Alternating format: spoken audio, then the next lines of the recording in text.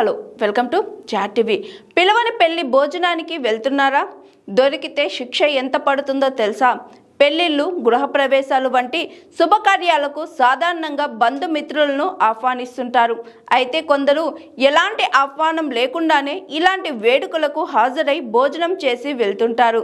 ముఖ్యంగా నగరాల్లో హాస్టల్లో నివసించే యువకులు ఇలాంటి పనులు తరచూ చేస్తుంటారు. కానీ ఆహ్వానం లేనిదే పెళ్లి వేడుకల్లో పాల్గొని భోజనం చేయటం చట్ట విరుద్ధం. సాధారణంగా శుభకార్యాల్లో అతిథి దేవో భవ అని పిలిచి మరో భోజనాలు పెడుతుంటారు. కానీ ఈ మధ్యకాలంలో పరిస్థితులు మారుతున్నాయి.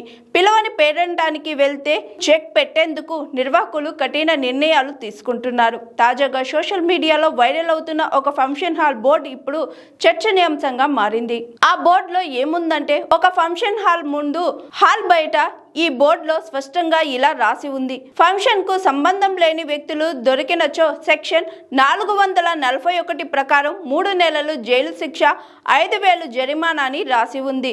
సెక్షన్ 441 అంటే ఏమిటి?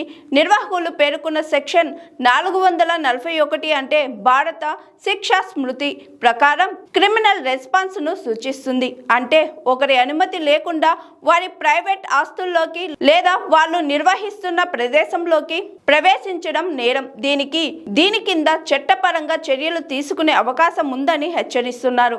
కాబట్టి పిలవని పేరెంటాలకు వెళ్ళి ఆహారం తీసుకునే వారు ఈ చట్టపరమైన పరిణామాల పట్ల అప్రమత్తంగా ఉండాలి. Hi, this is Monica. Please like, share and subscribe GRTV.